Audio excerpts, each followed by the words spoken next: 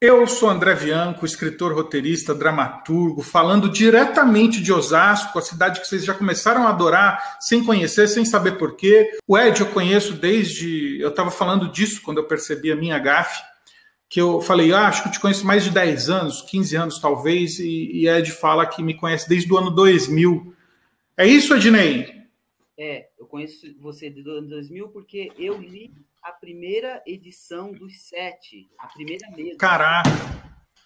E eu acho que a gente se conheceu na Bienal de 2006. Olha só, Você são... conhece em 2006. Aí a gente se conheceu ali e eu já era editor. Em 2006 eu já era editor. Uhum. Já era editor da Giz, eu lembro que depois passamos pela Giz, nos conhecemos, fazer o Amor Vampiro e tudo mais.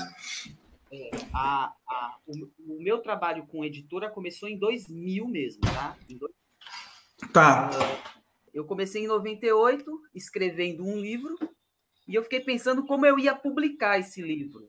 E aí, como eu não consegui editora para publicar esse livro, eu comecei a estudar sobre o mercado editorial e como ele funcionava. E foi aí que eu fiquei dentro do mercado em 2000. Maneiríssimo. Então, especialista em livros digitais. E eu dizia aqui que essa galera, muitas se voltam para publicação digital, porque é o que temos, é o que alcançamos. E eu não, quando eu convido os autores a desenvolver a sua carreira de narradores, de escritores, já aviso de antemão e de primeira, é uma carreira difícil mesmo para quem já está num grau elevado aí com digamos, reputação, já tem editoras atrás, as vendas diminuíram um bocado nos últimos anos com o aumento da pirataria e também a competição que a gente enfrenta, o escritor, com... não digo distrações, mas com as outras formas de narrar, né? Por isso que a Vivendo de Inventar se ocupa de preparar bons narradores. Não são só escritores. Eu ajudo essa galera a contar histórias em qualquer plataforma. Mas uma das plataformas que a gente mais alcança, Ednei, é a publicação digital mesmo. Porque ela, eventualmente, você conseguindo um amigo ou amiga aí que faça não digo um copydesk, mas no mínimo uma revisão, você tem uma possibilidade de entregar um texto muito próximo do profissional, do industrial. Eu também falo muito de indústria, de entretenimento, de livro, da preocupação com vender, porque eu falo com gente que quer viver de direito autoral, viver de inventar, né? Então eu derrubo essas barreiras, esses preconceitos, tabus, porque parece que ser escritor que vende é um escritor maldito, né? Um escritor, uma escritora que vende é um desgramado, né? Tipo, você é apontado na rua lá, ele vendeu mais de 100 mil livros, coitado dele, parece que você tá maculado para sempre nesse mercado. Mas eu acho curioso porque desde dos fundamentos da literatura, como desde a Revolução Industrial, né? Grandes autores canônicos hoje trabalhavam por dinheiro, por página. Porque a gente vai viver do quê se a gente nos ocupamos de preencher a alma humana com divertimento, reflexão, né? Então, um exemplo aí do que você está falando é o próprio Monteiro Lobato. Você sabe que durante um tempo, o Monteiro Lobato, primeiro, ele bancou a própria obra dele, do bolso, e ele foi também um livreiro que pegou o livro dele, colocou dentro da caixa mesmo, de papel. Caixa mesmo, porque... carregando caixa. E uma obra imensa, né? E ele ia, sabe aonde? Nessas drogarias que vendia aqueles remédios, xarope. E ele vendia livro em farmácia. Ele mesmo foi de livraria de ponto de venda em ponto de venda, porque não tinha tantas livrarias. E quando ele encontrava um espaço numa padaria, numa drogaria, numa farmácia, ele chegava para o dono e falava, posso pôr meus livros aqui? Montava a barraca dele. Montava a barraca dele, que eu acho que é uma coisa que você fez no início da sua carreira, não sei se você já contou para o seu pessoal, que você, depois que você imprimiu o teu livro na gráfica, você mesmo colocou o teu livro debaixo do braço, a versão impressa, no caso, e Sim. você ia de livraria em livraria para tomar café com os livreiros e dizer: oi, eu sou o André, tudo bem? Exato, exato. E tô trazendo um livro. Aí eles falaram, é de poesia? Não, é um livro de terror, de fantasia de vampiros. E eles adoravam. É isso aí. Né? Porque é difícil pra caramba vender livro de contos e poesia até hoje. Eu não estou tirando sarro dos poetas, não. Mas os livreiros deixa eu têm... Fala. O primeiro livro que eu escrevi não, que eu tentei publicar, porque eu não entendi absolutamente nada de mercado editorial, e aliás, eu acho que hoje eu entendo menos, foi um livro de poesias, que se chamava Os Versos de James. E esses textos eu dava autoria a um cara chamado James, e eu criei um marketing onde eu dizia que eu tinha achado esses textos. Uhum. É o garoto como é que é lá? O garoto do norte que desapareceu, como é o nome dele? De Roraima? Não lembro, é uma cidade assim. Cidade não, estado. Eu fiz uma parada dessa, e aí o que aconteceu?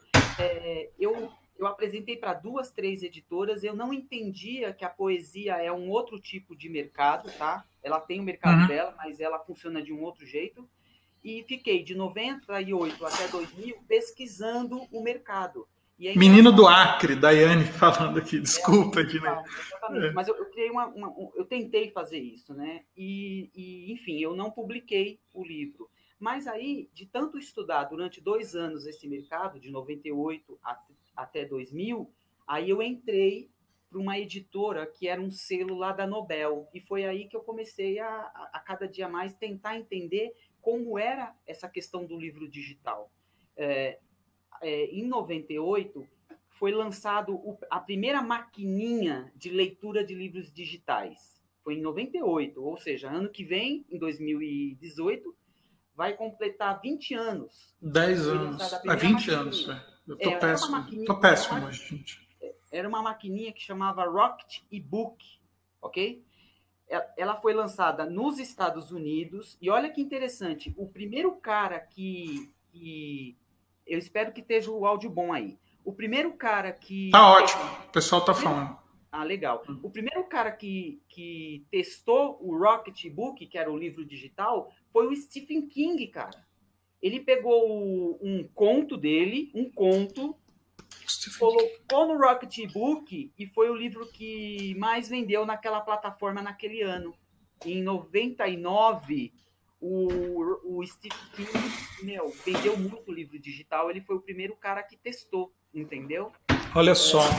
Então, assim, eu comecei a estudar o livro digital através desse Rocket e-Book que foi lançado lá nos Estados Unidos. Agora, voltando um pouco sobre ser escritor e um escritor maldito que vende muito. Você quer um escritor mais maldito que o Paulo Coelho, cara? Né? Que assim, o cara lá fora, por exemplo, o Paulo Coelho, não vamos falar da literatura, ok? Estamos falando de mercado só, mercadologicamente falando. O cara é o brasileiro que mais vende livro na França, o brasileiro que mais vende livro na Alemanha, o brasileiro que mais vende livro no Iraque. Não existe outra pessoa brasileira que vende mais livro no Iraque do que o senhor Paulo Coelho. Então tem a ver com esse negócio que você falou de ser maldito no seu próprio, sei lá, eu acho que é aquela coisa de santo de casa não faz milagre, sabe? Então eu entendo quando você fala que vendeu mais de 100 mil cópias, opa, qual é que é desse autor aí? Ele fez pacto com o diabo? Tipo isso, entendeu? Isso, estamos fazendo esse preâmbulo, conversando, rasgando seda aqui, porque nos conhecemos há bastante tempo e entendemos as dificuldades que os escritores têm para divulgar. Eu, no começo da carreira, cheguei aí com os livros físicos para frente das universidades aqui de Osasco, vendendo corpo a corpo ali. Olha, esse aqui é um livro, estou vendendo, tal. Não vendi nenhum no primeiro dia que eu fiz isso na porta de uma universidade, mas as pessoas paravam, olhavam para o livro e... Quem é esse doido? Não só quem é esse doido, eles olhavam para a capa e, eventualmente, você tem que entender que, às vezes, você não faz a venda ali na hora, mas a pessoa fica pensando naquela história, pensando naquele livro. Por isso que é importante você criar personagens marcantes, histórias marcantes, porque é o que sobra. É o que sobra. Essas histórias vão ficar com as pessoas depois que elas fecharem os livros. E é disso que a Vivendo de Inventar se ocupa, de dar ferramental para vocês conseguirem atingir esse encanto, né? Mas quando... Diga aí. Esse enredo que você falou, esse personagem, esse cenário, quando ele dá certo dentro do livro, André, ele extrapola o livro, entendeu? Daqui a pouco você não tem mais domínio sobre esse personagem, nem sobre esse enredo. Ele vai virar, sei lá, uma história em quadrinho, ele vai virar um jogo, ele vai virar até um jogo de tabuleiro mesmo, ele pode virar uma peça de teatro, pode virar uma cinesérie, ele pode virar... É isso que eu sempre falo aqui, e nosso mundo está, Ednei, você conhece o mercado da literatura há um bom tempo, ele está em franca ebulição e transformação. As editoras, as grandes editoras e empresas não sabem aonde isso vai dar. Os editores, na minha opinião, vão se transformar em médiums, tá aí, médium. Boa, sou médium. Médium especialista em narrativa digital. Perfeito. Porque ele vai integrar, vai conectar o mundo dos escritores com o mundo dos leitores, né? Vai ser essa pessoa do meio. Eu acho que as editoras vão virar pessoas editores, né? Claro que elas estão fazendo vários movimentos e só o produto livro, a forma de comercialização do livro é que está sofrendo um grande impacto. Mas uma coisa nunca muda, Ed, a necessidade de se ter bons contadores de histórias. Não, sim, os bons contadores de histórias, e eu acho que para você ser um bom contador de história, você tem que ser um bom leitor antes de tudo, ok? Porque é o seguinte, olha só, às vezes nós, escritores, porque eu também escrevo, às vezes no ímpeto da gente, puxa, escrevi uma história, já vou lançar, eu acho que não é por aí. Eu acho que a gente tem que ter um pouco de discernimento e conter um pouco a ansiedade. E antes desse negócio de já vou lançar, porque, André, é o seguinte, rola muita plataforma digital por aí, que copiou, colou, publicou. Uhum. Só que tem um problema, você não revisou, você não copy-descou, você não mandou para nenhum leitor, para algum leitor te dar um feedback, e você acha que isso vai virar uma história que as pessoas vão gostar. Então, eu acho que a primeira coisa que o escritor tem que fazer é ler muito livro dos outros, em primeiro lugar, para ele poder ter um espelho, um reflexo do que se aquilo que ele está escrevendo tem alguma validade. E não só isso. Quando você lê muito, você se inspira em outros escritores, né? Eu digo mais, quando você é narrador de raiz, assim, nasceu para contar histórias e você lê bastante, você absorve os códigos, Ednei. Os códigos dos narradores. Isso que é interessante, sabe? É uma coisa que transcende a sua razão, sabe? Você toca alguma coisa? Você é músico? Você toca violão, sei lá, alguma coisa? Então, porque o que rola na música é uma coisa muito parecida com o que rola com o escritor, né? No seguinte sentido, você ouve muitas bandas de rock e aí você quer montar a sua, tá entendendo? Mas você quer criar uma parada nova, você quer criar um ambiente novo, uma música nova. Mas você vai ouvir de tudo. Você vai ouvir Beatles, Rolling Stones, você vai ouvir Metallica, e aí, depois de ouvir muito, muito rock, você vai compor a sua própria música, tá entendendo? Estou entendendo. Você vai tentar inovar. Isso tem tudo a ver com literatura, porque é uma das coisas que eu prego como um pastor da palavra da ficção. Você é um pastor, eu sou o médium, beleza? É ótimo. Para você conseguir criar o novo, né, entrar dentro dessas chaves do experimentalismo, você precisa conhecer bem a narrativa clássica, para você poder subverter o gênero, que eu acho que é isso que você está falando da música, entender a música, para criar a sua nova música, né? Isso, porque tem uma parada que é a seguinte, às vezes, quando eu criei os meus primeiros textos, eu achava que eles eram geniais, meu. Eu achava que a editora tinha que publicar e me dar 1 milhão de adiantamento, porque era muito bom. Mais tarde, 10 anos depois que eu estudei, eu vim a descobrir que, na verdade, eu escrevi, André, uma parada que os beatniks faziam e eu achava que era inédito e não era. E para piorar a situação, eu nem tinha lido os caras ainda. Isso para piorar, para ficar mais vergonhoso ainda. Porque o que rola com o escritor é o seguinte, lá nos Estados Unidos e na Europa, rola uma coisa bacana, que é a seguinte, um determinado escritor lê outro escritor, ele lê muito e ele fala, olha, esse escritor aqui foi a minha inspiração. Eu comecei a escrever inspirado nesse cara, tá entendendo? E não é uma cópia. Aqui no Brasil é diferente. Rola uma parada que é a seguinte, o André escreve meio igual a fulano, fulano escreve meio igual a ciclano. Não, você se inspirou. Então, se um dia eu tivesse uma banda de rock, alguém poderia dizer, o Ednei está tentando imitar a Legião. Não, eu não estou tentando imitar. Eu me influenciei neles. Eu bebi dessa fonte. E aí, André, tem uma coisa que é a seguinte, olha só. O que nós queremos, o que eu queria quando eu comecei a minha carreira no mercado editorial era ser escritor, ok? Olha que maluco. Eu comecei a estudar, estudei muito, e eu acabei entrando dentro do mercado como editor. Eu estudei, continuei fazendo, abri uma editora. Hoje eu sou um empresário editor. Cara, eu só queria publicar um livro. Então, os escritores, é muito importante ter foco. O que é que você quer? Você quer ser um grande guitarrista de uma banda de rock, e aí você estuda muito a guitarra, daqui a pouco você abre uma escola de guitarras, ou uma escola para ensinar a música, tá entendendo? E aquele seu sonho básico, que era simplesmente escrever um livro, ele vai ficando para trás, tá entendendo? Então você tem que ter foco. Foco, o que é que você quer? Você tem que ter um foco quando você quer... Eu estou falando isso, André, para aqueles caras... Pô, então eu vou parar com a Vivendo de Inventar, porque, tipo, eu sou um escritor, mas agora eu estou ensinando os escritores.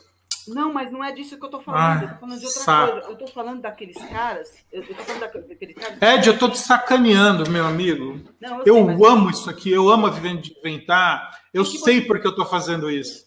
Muito. Ano que vem, em 2018, você já completa 20 anos do SET, cara. Você devia Para de me lembrar disso, que eu estou idoso. Eu era um menino quando eu lancei o SET. Eu tinha 24 aninhos. Mas aí o 7, o que acontece? Eu sou um senhorzinho já. Não, mas eu acho que eu não estou rasgando seda para você, mas eu acho que o fenômeno 7, não vou falar nem do Bianco, tá? Para não achar que é puxação de saco, mas o fenômeno 7, ele fez uma coisa que as pessoas não perceberam, que é o seguinte: muito antes de haver mercado de literatura fantástica no Brasil, teve um livro chamado 7 que abriu a porteira. Muito antes de textos estrangeiros serem publicados no Brasil, ou de escritores de literatura fantástica estrangeira chegarem no Brasil. Olha que doido. Como é que um escritor de Osasco, num país como o Brasil, cuja literatura ela é elitista, ele consegue fazer um livro e abrir uma porteira para outros escritores de literatura fantástica antes do mercado internacional chegar? Você já parou para pensar nisso? Então isso é legal, isso é bacana. E é disso Obrigado. que eu tô falando. Sim, mas é isso mesmo, não estou rasgando seda. Quem quer ter uma carreira de escritor, ela pode se inspirar no André Bianco, não tem problema. Mas tem que ter duas coisas. Tem que dizer, olha, eu estou escrevendo porque eu estou inspirado em fulano de tal. Não pode esquecer de fazer isso. Tem que dar as suas referências, tá entendendo? Não pode deixar essas referências para trás. Porque a impressão que eu tenho de muitos escritores no Brasil, e agora eu estou falando de postura profissional, é a de esquecer que bebeu da fonte, ou, de repente, querer ser melhor que os outros. Então, faz parte da postura do escritor ler para sempre. Se ele ler para sempre, ele vai ter inveja para sempre do Saramago, ele vai ter inveja para sempre dos grandes escritores, e aí ele vai estar sempre inspirado em escrever cada vez melhor. Mas ele tem que ler. Se ele não lê, ele não tem referência, ele não tem cabedal, ele não tem espelho. É disso que eu estou falando. Tá bom? Tá bom, maravilhoso, maravilhoso. Acho que o papo da Vivendo de Inventar é a segunda vez que a Vivendo de Inventar traz um convidado. O primeiro foi o Christian Pincovai, que faz as capas dos meus livros, fez essa do 7, e já há quase 20 anos, né, faz as capas da maioria dos meus livros, e é riquíssimo quando eu trago, estou percebendo isso, que é riquíssimo quando eu trago pessoas de fora da Vivendo de Inventar para falar com esses escritores, porque eu fico muito pegado aqui na teoria e na prática da escrita, porque eu amo a escrita empírica, a escrita naive, aquela que transborda e emana. O escritor precisa ter essa coisa dentro de si para começar a escrever, mas eu bato forte, Ednei, na parte teórica também, porque é o que nos afasta dos grandes narradores, né? Muitos vão torcer o nariz e falar, não, mas a literatura tem que ser só sentimento. Desculpa, se você quer viver de inventar, se você se fiar só a intuição é o espírito do livro. A técnica são os ossos, né? Precisa juntar essas duas coisas. Vou usar mais uma analogia, então, no caso da música, ok? Você tinha, por exemplo, Beatles, que eles eram extremamente empíricos, inspirados pra caramba, faziam músicas inspiradas, mas a parte técnica, eles eram muito bons, cara. E eu diria que eles eram melhores na parte técnica, porque na época deles não tinha todo esse aparato digital que a gente tem hoje. Você pega vídeos do YouTube hoje, que a galera põe um software no computador e sai gravando música. Na época dos caras, não, era tudo válvula, tá entendendo? Você tinha que se... E é até engraçado que, assim, hoje em dia, André, a gente tem muita plataforma digital de publicação, venda de livros e de divulgação. Por exemplo, Facebook, Scoob, Wattpad, a gente tem várias plataformas onde a gente consegue se comunicar. Mas eu percebo que quanto mais plataformas a gente tem, pelo menos essa sensação que eu tenho, o escritor se perde, cara, porque parece que ele, com uma plataforma imensa como é o Facebook, onde ele tem possibilidades infinitas de divulgação, parece que lá dentro o cara se perde. Tá entendendo? Então é engraçado que antes os escritores... Isso é muito importante que você está falando. Os escritores, por exemplo, quando eu comecei, eu não tinha... Cara, eu não tinha Facebook, porra. Não tinha com quem falar. Silêncio, classe. Prestem atenção no Ednei. Vocês estão falando demais aí. Tá tendo muita conversinha paralela aí. Presta atenção no rapaz. Né? Fala aí. O que eu estou pensando é o seguinte. Hoje nós temos as plataformas de divulgação. A de publicação e a de divulgação. E elas são over. A gente consegue atingir todo mundo. Literalmente todo mundo. Hoje tem mais de 100 milhões de pessoas no Facebook no Brasil em língua portuguesa. Então a gente atinge a maioria das pessoas. Mas o que é que a gente está fazendo com essas ferramentas? Você tem... Antigamente a gente tinha lá a máquina de escrever. Era um troço arcaico e difícil de datilografar. O Machado de Assis, ele escreveu todos os livros dele numa máquina de escrever. Hoje a gente tem o Word. E o que a gente está fazendo com esse Word, tá entendendo? O que a gente está fazendo com essas coisas automatizadas? Parece que quanto mais tecnologia a gente tem, menos a gente usa, cara. Eu acho que é porque está muito disponível, sabe? Assim, é muito barato, tá aí para todo mundo usar, e aí as pessoas usam de qualquer jeito. Por exemplo, André, eu recebo lá na nossa editora originais. Eu não devia falar isso. Mas originais que o camarada não passou nem no corretor ortográfico. Ortográfico e gramatical. Olha, gente, sabe a minha última tarefa antes de empacotar o livro para a editora? Passar no corretor ortográfico do Word. Só para ver se não passou nada, nenhuma bobagenzinha. Né? É impossível entregar um livro limpo, mas você é um bom escritor? E daí, se você... o pessoal gosta, o pessoal gosta. Não, sim, mas eu digo, e daí se você é um mau digitador? Você tá lá meia-noite digitando, você vai escrever errado, não tem jeito. Não tem a ver com saber escrever bem ou mal, tem a ver com digitar bem ou mal, e a digitação vai sair errada, ponto. É simples assim. Entendeu? Sim. Então, eu acho que, primeiro, passar no corretor ortográfico. Segundo, mandar para os amigos lerem. Terceiro, ouvir o cara o seu beta reader, ouve o cara. Se o cara falar para você, eu não gostei de tal cena, ouve o cara, não fica dando desculpas esfarrapadas em cima. Entende o que eu quero dizer? Eu mando o livro pro cara. Aí o cara fala assim para mim, porque eu publiquei um livro recentemente que é uma ficção. Olha, eu gostei, mas daquela cena eu não gostei muito. Você tem que parar e ouvir o que a pessoa está dizendo para você. Você não pode fingir. Não, veja bem. Sabe assim, quando você quer dar desculpas e você tem preguiça de mudar o seu texto porque alguém te fez uma crítica, você tem que ouvir a crítica. Você tem que ouvi-la. Que eu acho que é o mais difícil. É ouvir a crítica do leitor beta, no caso. Ouvir o que ele está falando. Porque se você ouvir ele e fazer aquilo que ele está falando, a próxima vez que você mandar um texto para um outro beta reader, você já não vai ter mais aquela crítica anterior. Isso na parte de texto, entendeu? Eu percebo, às vezes, como editor, que, por exemplo, André, o ano passado, eu não vou citar o nome, mas o ano passado, velho, eu perdi um contrato porque eu mesmo, editor, imprimi o livro, eu li o livro da pessoa e rabisquei o livro inteiro, fiz várias críticas e levei um mês, assim, tipo, olha, troca isso, muda isso aqui é importante. A hora que eu entreguei o texto para a pessoa, que ela viu tudo revisado, cheio de rabisco, ela encerrou o contrato comigo magoada porque eu não entendi o livro dela. Isso é péssimo. Isso é péssimo, cara. Porque... Era mais fácil eu pegar aquela merda e publicar do jeito que estava, sabe? Eu estou no meu 17º livro, eu entreguei ele para a Leia recentemente. Leia é uma grande editora, estou orgulhoso demais desse contato.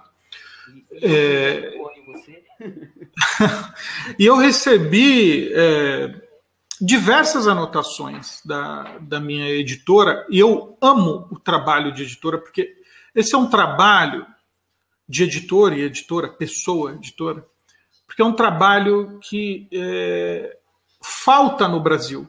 Como tem essa explosão de editores e editoras por demanda, eles são um atendimento de balcão, não são editores. E eu tive o prazer de ser, a honra, na verdade, de ser editado pela Vivian Wyler, da Rocco, pela Mariana Roulier, que hoje está na HarperCollins, pela Eugênia Ribas, e agora pela Fernanda, na Leia, e Marta. Não preciso falar nada, são pessoas incríveis, e você tem que escutar. Estou no meu 17º livro, não considero meu texto intocável jamais. Eu gosto de conectar o meu livro ao coração das pessoas. E se você não escuta as pessoas, meu amigo, o que você está fazendo? Agora, Ednei, tem uma parte aí que eu tenho que fazer uma ressalva só aos escritores, que quando você está escrevendo e se apoia em certas técnicas de construção de personagem, pode ser que o seu beta reader, pode ser que um leitor experimental não entenda alguns movimentos dramáticos que você está fazendo, mas não necessariamente isso significa que o seu trabalho está mal feito, não é isso. A surpresa, a inconformidade também faz parte do trabalho do escritor. E aí é que o bicho pega, cara. Você tem a sensibilidade de saber separar o que é a expectativa do leitor do que é o seu trabalho de narrador. Algo que o leitor vai ficar tão deslocado com aquilo e aí, se você der para 5 leitores, cada um vai ter uma opinião sobre aquele determinado ponto, entende? Entendo, então, por isso que o arcabouço de... Mas eu me referia àquelas partes do texto que ficam boring mesmo, que ficam chatas, né? Sim. Se o cara fala assim, mas aqui se arrasta. Eu escrevi um livro agora, que eu publiquei, o Quadre, o Tabuleiro Mar. Assim, a vantagem minha de ser escritor é que eu tenho uma editora, entende? Eu publiquei meu próprio livro. Mas eu mandei para 5 leitores. 5. E eu senti isso que você falou. Tem coisa que eu ouvi e melhorei, e tem coisa que eu falei, não, calma que isso daqui tem eu quero deixar isso aqui porque é proposital, então você tem razão. Mas o meu maior medo como escritor é aquela parte chata, é o boring, é aquela parte que te dá sono e você fala assim, puxa, será que eu posso pular essas 10 páginas? Eu acho que esse é o perigo. E se essas 10 páginas chatas estiverem no começo do livro, porque assim, você lê, você é um leitor, você já teve a sensação de querer fechar um livro e não poder por falta de educação? Você já teve essa sensação, André? De falar assim, puta, eu queria fechar esse livro e não queria ler mais ele, mas eu não posso fazer isso com esse autor. Eu vou me. E o leitor não é assim. Eu já me deparei com um leitor que o leitor fala assim: ai, eu me sinto meio burro. Ué, por que você se sente muito burro? Ah, eu não entendo o que a pessoa está falando. Aí eu, que livro que você está lendo? Aí mostra o livro. Realmente esse livro é ruim mesmo, não é você que é burro, é que o livro é ruim. O livro é ruim. Olha só, a Livros, ela nasceu em 2009, na Bienal lá, Internacional do Rio de Janeiro, em 2009. Portanto, a gente tem 7 anos de vida, ok? A Livros fica sediada ali na rua 7 de Abril, na República, ok? E nesse período aí de 7 anos, a gente já publicou aproximadamente 300 autores, tá?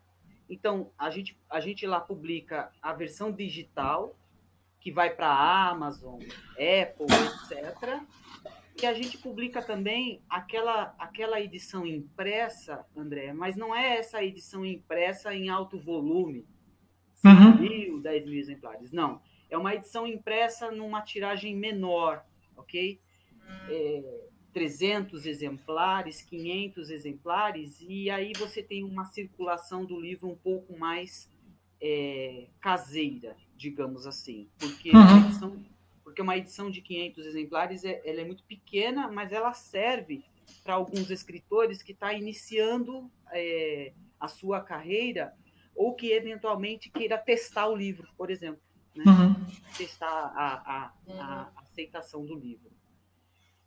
No caso do livro digital, André, veja bem, o que eu tenho percebido é que tem um fenômeno Amazon aí, né? Tem uma oportunidade de negócios ali dentro dessa coisa de você colocar no digital, que é o seguinte: eu tenho percebido que quando os grandes players colocaram as plataformas na mão dos autores, os autores publicaram livros sem passar por essa mentoria que você está falando. E aí você encheu as plataformas online, André, de um monte de livro que não sei, não tem a pegada, não tem a aceitação do público. Não se conecta com o leitor, né? Não promove aderência. Não, André, e aí, ainda, por incrível que pareça, no Brasil, ainda não rolou o best-seller digital. Não estou falando de best-sellers em geral. Estou falando do cara que vende no e-book. Então, por exemplo, se você tem uma boa história para contar, um bom enredo, um bom personagem, que é o que você falou, que conecta com o leitor, eu acho que você tem uma boa possibilidade dentro das plataformas digitais, porque elas têm uma audiência muito boa, muito boa. Mas o que está pegando é que tem muito livro lá, André, que, para você ter uma ideia, a coisa está tão assim, esquizofrênica, digamos assim, que tem autor subindo o livro que acabou de fazer no Word e com capa improvisada, tá entendendo? E, de repente, nem a sinopse convence. Nem a sinopse, aquela resenha que você vê quando você coloca dentro da Store. Então, é igual no filme, quando... nem o trailer é legal, então imagina o filme. Nem o trailer é legal. Então, eu encorajo os autores a, primeiro, terem paciência com o texto. Em primeiro lugar, investe no texto, porque é o que sobra.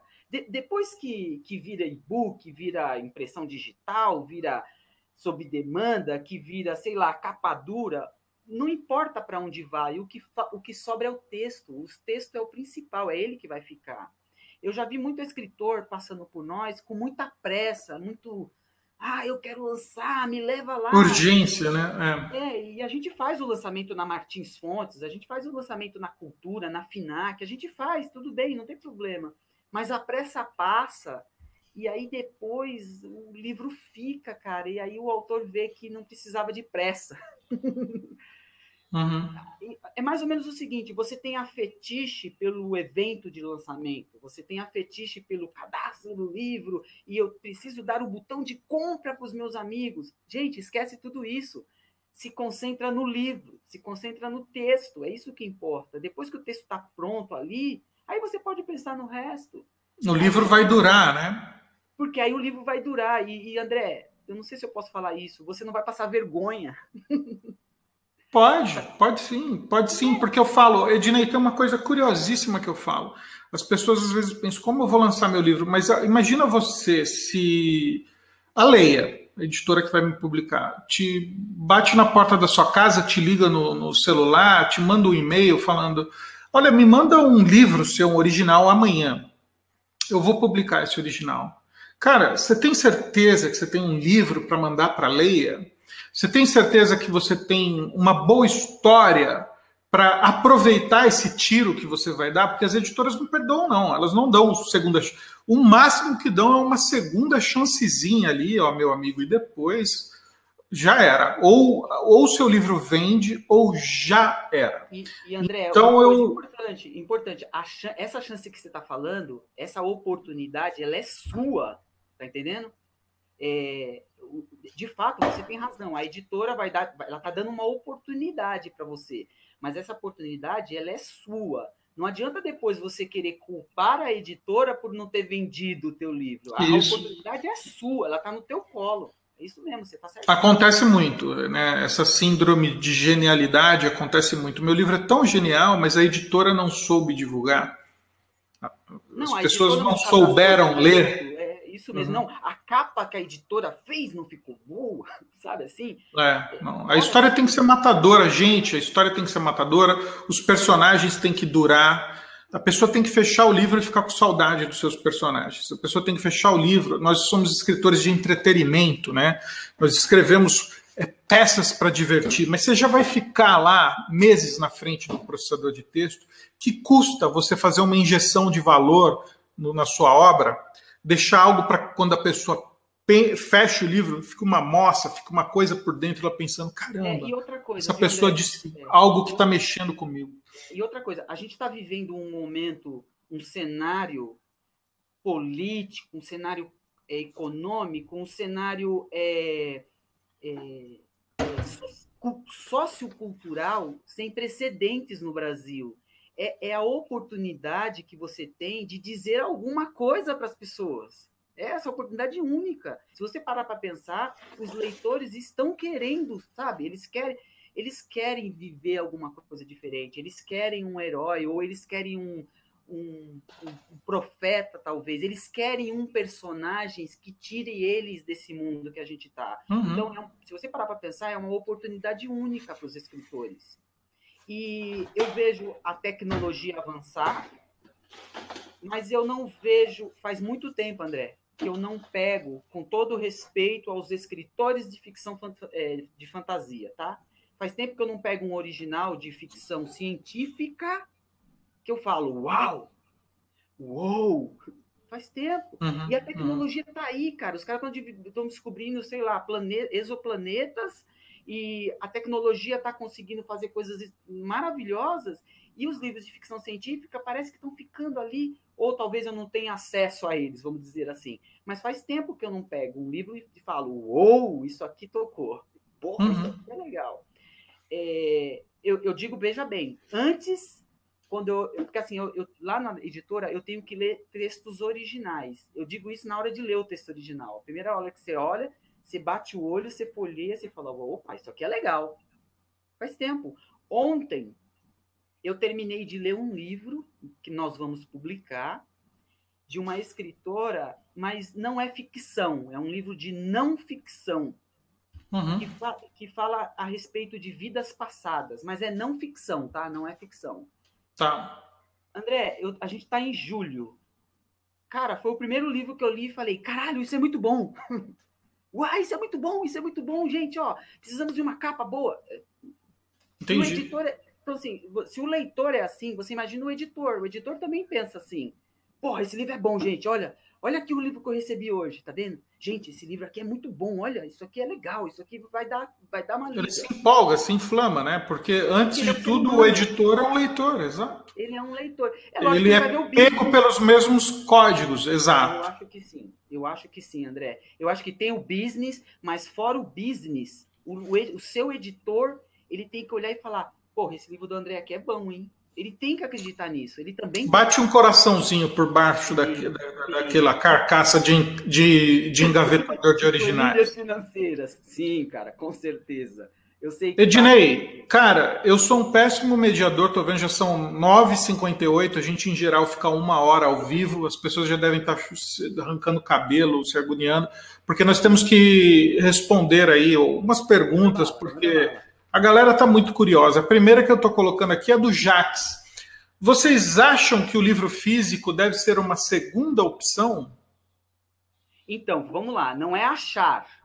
É o mercado. Nós estamos vivendo um cenário de ebulição, como o André próprio disse.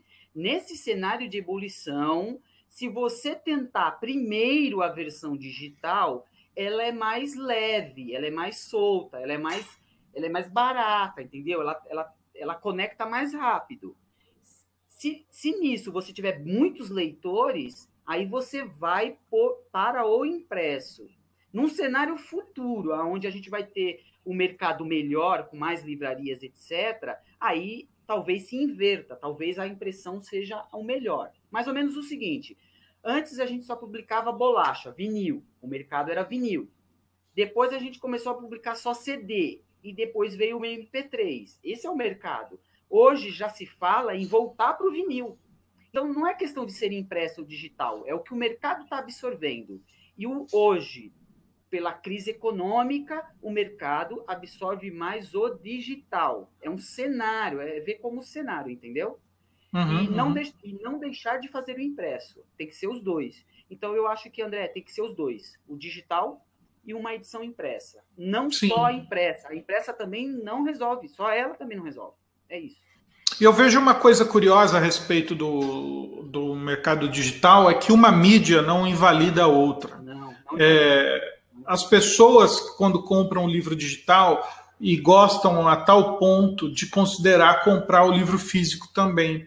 Ou elas compram um livro físico, mas querem a versatilidade do digital, então essas coisas não se anulam, né? Eu costumo dizer que, na verdade, é o livro inserido num contexto digital. Não é o livro digital, não. É o livro na era digital. E você pode ver que, por exemplo, jogos analógicos, jogos de tabuleiro, vinil, tudo que é analógico está voltando, cara. Então, só que assim, é engraçado que o jogo de tabuleiro analógico volta e o vinil volta, mas eles são vendidos através da internet. Tá entendendo? Então, é o analógico inserido num contexto digital. Portanto, é o livro impresso inserido num contexto digital. Na hora que você vai divulgar teu livro, a divulgação, meu amigo, ela é digital, ela não é analógica. Eu vou ler. Quando você escreve teu livro é digital, quando você revisa é digital, quando você diagrama ele é digital, quando você manda para a gráfica ele é digital. Ele só possa ser impresso no último momento. Quando você vai divulgar é digital. Então todo o preâmbulo é digital. Mas o produto pode ser analógico, não tem problema. Tá bom? Tá bom. Jusilene faz uma pergunta fora da curva aqui. Qual... André e Ednei, falem dos escritores que inspiraram vocês, que são grandes referências. Legal. Vocês leem todos os gêneros? Digam os autores que gostam, please. Como me perguntam sempre isso, Ed, já até sei o que dizer. Primeira coisa importante que vem na pergunta, inserida na pergunta da Jusilene, se você escreve livro policial, você tem que ler romance romântico, comédia, tem que ler drama, tem que ler, sabe, de tudo. Não leia só o policial. Eu sou um autor de terror, mas olha que curioso, os meus autores, que são meus padrinhos, eu diria assim, e madrinhas, né? Victor Hugo, Thomas Mann, Maria José Dupré, Stephen King também. Você vê que são autores de estratos diferentes, Edgar Allan Poe. Então, tudo isso se mistura dentro de mim e faz o que é ser aquilo que chamam do meu estilo, né? Essa amálgama, essa mistura de tudo que eu já li aí que me faz. Mas é curioso, muita gente fala, qual é o seu livro favorito, qual é o seu autor favorito? Victor Hugo, Os Miseráveis, é o meu livro de paixão. André, e também rola uma coisa de época, não é? E numa época que você lê mais isso, na outra época você lê outro, não é? Muito. Bom, como leitor, eu curto ficção científica, como leitor. Como editor, eu gosto daquilo que vende. Então eu tenho que ler tudo que chega na editora. Não tem essa. Tem que ler tudo. Então, como editor, eu sou eclético. Como editor, eu leio de tudo. Mas como editor, eu leio de tudo. Mas como leitor mesmo, eu curto ficção científica, que é o que me leva para o espaço. Eu sou consultor da revista UFO, que é a revista mais antiga de ufologia do mundo.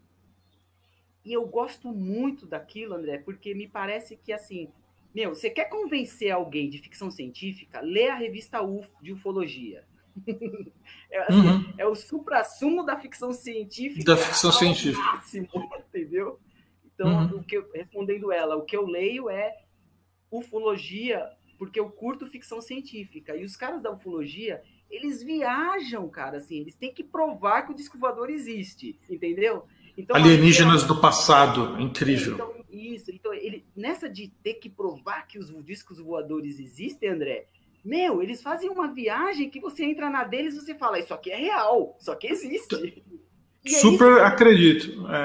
Eu super acredito que você lê o texto, você acaba de ler o texto. E eu acho que é isso que a gente está falando de escritor. Vampiros existem? Não existe, porra. É lógico que não existe. Mas na hora que eu leio o livro do André, peraí, essa merda existe. É isso, entendeu? Você convencer o cara de que o que você escreve existe. Ou tornar crível. Que quando eu li o 7, uma parada que eu achei genial, e que não tinha no Brasil até então, de repente tem uma cena do Jornal Nacional no livro, sabe assim? Um monte de vampiro acabando com Osasco. Você fala assim, como assim, mano? Os caras explodiram um posto de gasolina? De Osasco. Vamos lá, Maurílio pergunta aqui também, quais os primeiros passos para ter um bom começo no mercado digital? Bom, primeiro escrever um bom livro, a pré-impressão, né? Escrever um bom livro, ter paciência com o texto e etc. Depois disso, você tem que... André, é o seguinte, hoje em dia a gente vive essa coisa do autor independente. Esse é o ponto. Esse é o ponto. O que é o autor independente? Porque as pessoas confundem muito as coisas, ok? O autor independente é o cara que faz tudo sozinho. Mas fazer tudo sozinho, ele vira editor dele mesmo. Esse é o problema. Então, ele pode achar eventualmente que ele sabe fazer uma capa no CorelDRAW, mas na boa, André, ele não sabe. André, você sabe fazer capa? Você sabe fazer capa de livro? Não. É disso que eu tô falando. Não adianta, não sei nem Feng Shui. Você não sabe fazer capa, André. E nem eu. André, nós não sabemos fazer capa. Então, o autor independente, ele pode achar que pode fazer uma capa, mas ele não sabe. Então, automaticamente, ele tem que contratar um capista. É disso que nós estamos falando. Então, é você também valorizar o trabalho do outro. André, você é revisor? Não. É disso que eu estou falando. Você pode até revisar o livro do outro, mas do seu próprio livro é impossível você revisar o seu próprio livro. E rola essa parada de, autor independente faz tudo. Eu vou falar um palavrão. Cacete, não faz tudo e não vai fazer tudo, gente. Não tem como fazer tudo.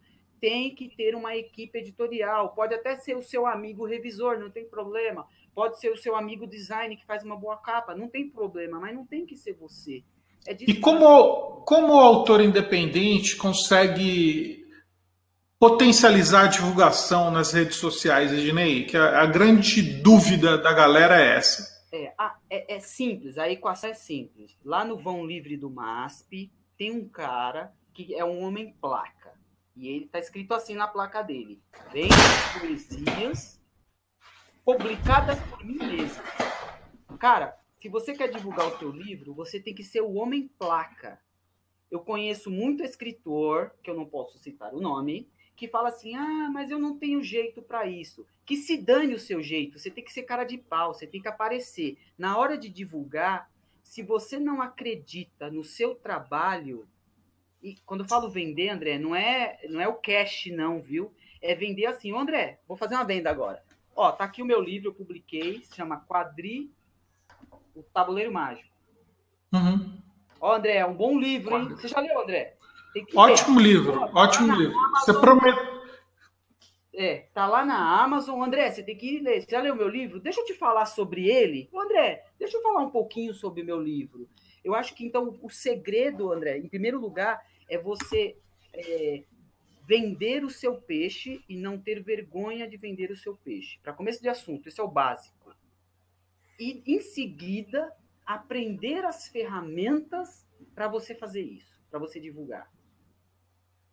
Mas se você tiver as ferramentas e aprender, e você tiver eventualmente vergonha do seu próprio trabalho, ou você acha que você não é vendedor de livros, desculpa, você está no mercado errado. Você tem que vender o teu livro, você tem que pôr ele debaixo do braço, você tem que falar, olha, gente, o meu livro. Gente, deixa eu falar sobre o meu livro. Você tem que fazer isso. Sim. Então, a primeira dica é essa. Tem alguns escritores que eu percebi na minha carreira de editor que acontece uma coisa assim, André. Ele é muito voltado ao texto dele e não quer deixar o cara mexer, não deixa a editora mexer.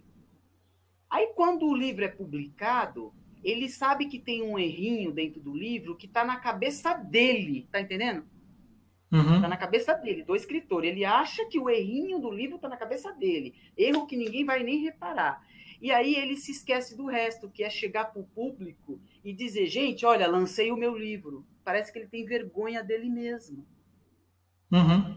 Então eu acho que assuma que você é um vendedor de livros. O autor, ele é o primeiro vendedor de livros. Se ele não for o primeiro, ele não convence nem a mãe dele a ler o livro dele, nem o editor de qualquer editora, muito menos o leitor, cara. Você vai convencer como o leitor? Se você não convence nem o teu vizinho a ler o teu livro, como é que você vai convencer o cara que você não conhece? E tem que acreditar no seu livro, acreditar que você tem o que falar do seu livro, porque as editoras, mesmo as grandes editoras, esse é um assunto difícil, sabe, para você defender uma fatia de orçamento, de investimento no marketing do livro. Nem nas grandes editoras isso é fácil. Então, nessas editoras que vendem a rodo as publicações por demanda, marketing é zero. Na hora de você assinar lá os contratos, os cheques, são uma maravilha. Prometem mundos e fundos, mas na hora da realidade mesmo. Então, o melhor promotor para o livro é você, e não ter vergonha. Agora, uma coisa que tem que tomar cuidado é aquele flood, né? De você ficar entrando em tudo que é grupo e marcando pessoas e tal, aquela coisa meio desagradável, disso você tem que fugir. Uma estratégia que eu recomendo muito é você, por exemplo, você falando de UFO, você escreve um livro de ficção científica, um livro voltado para a comunidade de ufologistas aí, naves espaciais, outros planetas, enfim. Comece um blog que poste conteúdo a respeito de ufologia. E com o tempo, quando cria uma audiência, quando começar a aumentar o número de visitas atrás dos assuntos interessantes que você vai ser uma pessoa que entende, um entendedor, eu ia falar, uma pessoa que entende, alguém que é tomado como um especialista no assunto, né? Você começa a colocar os links do seu livro também. Aí você está gerando um negócio legal. Vou dar uma outra Diz aí. dica. O livro, ele é uma conversa com o leitor. Ele é uma conversa. Então, essa conversa, ela não pode ter ruído. Essa conversa que você vai ter com o leitor, ela tem que ter um bom título. Essa conversa tem que ter uma boa capa. Essa conversa, ela tem que ter uma boa sinopse, uma boa resenha, ok?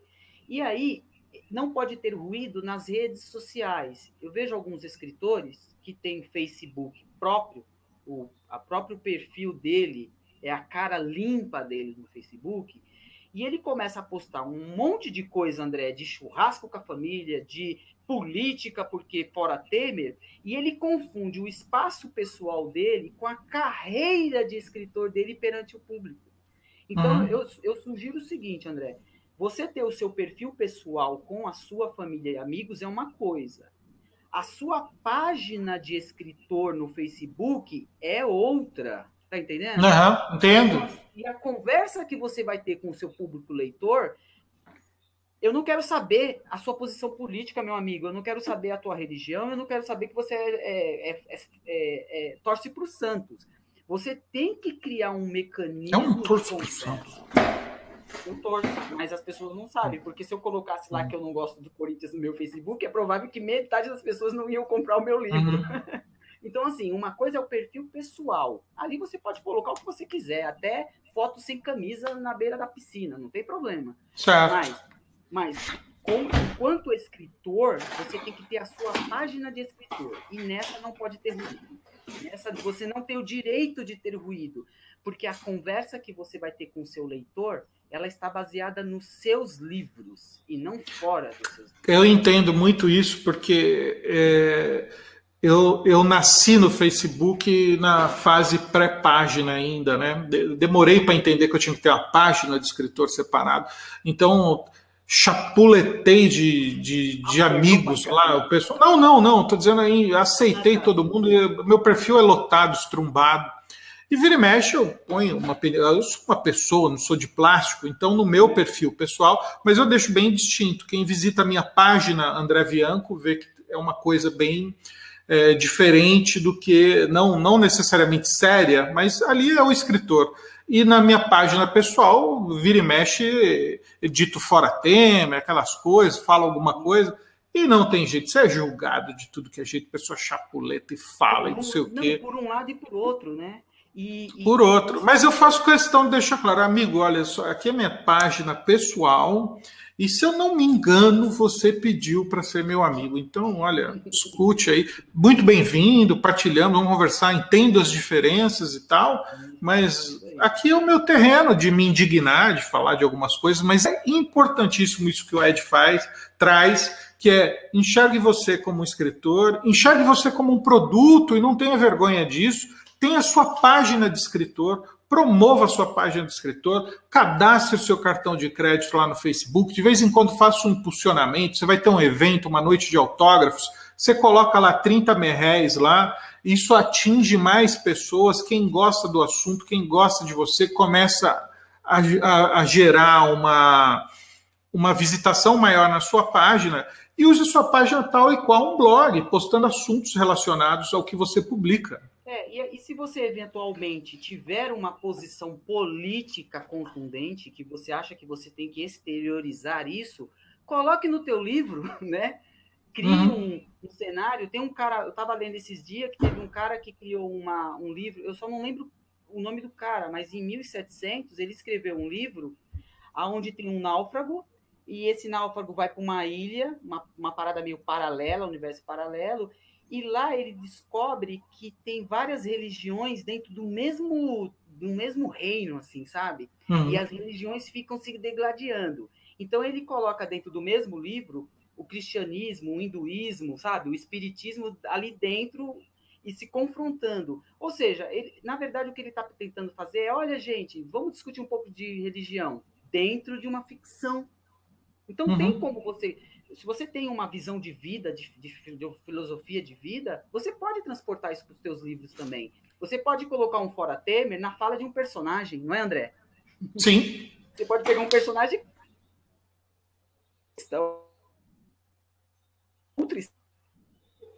Tá travando, Ed, sua transmissão. Você tem que ter certos cuidados. E aí eu falo dessa coisa de ter a página no Facebook e você ter carinho por essa página. Cuida dela com carinho, não deixa ela solta, não, entendeu? E E só mais uma dica, quando você for, estou falando do escritor, né? Especificamente do escritor. Quando você for colocar a sua opinião sobre certas coisas, contextualiza só mais um pouquinho, né? Ajuda o seu... Porque, André, o problema das redes sociais é que as pessoas são superficiais na leitura. Elas leem o que elas querem e não o que você escreveu. Esse é o problema. E, enfim, isso atrapalha no comércio dos livros, é isso que eu quero dizer. Eu estou falando desse momento, nesse cenário, tá? Num outro cenário, você pode... Aí dane-se. Num outro cenário não tem problema. Mas nesse cenário em que estamos vivendo, você tem que ter certos cuidados. Olha, Ed, a gente vai ter que fazer outra edição desse papo, porque a gente não atingiu nem metade do que a gente queria falar, conversar com o pessoal. Tem um monte de pergunta ainda, mas o nosso tempo estourou, está ficando longo já. Gente, Ed, qual é o seu e-mail para o pessoal entrar em contato com você aí? Quer digitar aí no chat? Não vou. Eu vou falar o seguinte, ó. Vamos convidar o pessoal a conhecer o trabalho da nossa editora. O site é livros.com.br. livros.com.br. Então, eu convido o pessoal a conhecer o nosso catálogo e conhecer os nossos escritores e encorajo eles a ler mais livros de autores brasileiros. Tá entendendo? Eu acho que vai sobrar muita dúvida, eles vão querer resposta, cara. Eu acho que você tem que dar o seu e-mail. Não, então, aí o meu e-mail é Ednei, com demudo, e no final, ednei@livros.com.br. Gente, foi um prazer estar aqui com vocês hoje, falando de Osasco, falando com o Ednei aí de São Paulo. Prometo que próxima semana também vou trazer para cá alguém do mercado do livro para compartilhar com a gente suas visões, suas experiências. O papo foi muito agradável, Ed. Vamos ter que repetir mesmo. Um monte de pergunta ficou sem resposta aí. Gente, mande as suas dúvidas para mim também, andré@vivendodeinventar.com.br, ou entre para conhecer lá o site da livros.com.br. Lá você vai encontrar o e-mail do Ed também. Conheça outras pessoas do mercado, é muito importante. Desculpa que não deu para responder todo mundo essa noite, mas conto com a presença de vocês no próximo bate-papo. Ed, obrigado demais, a sua participação foi muito rica, adorei, amei, e acredito que o pessoal que está participando aí gostou muito também. Eu agradeço o convite e vou dizer o que eu digo para você sempre. Eu ainda vou publicar um livro teu, cara. Vamos lá. Falou? Falta pouco, Ed. Abraço, meu amigo. Até mais. Valeu.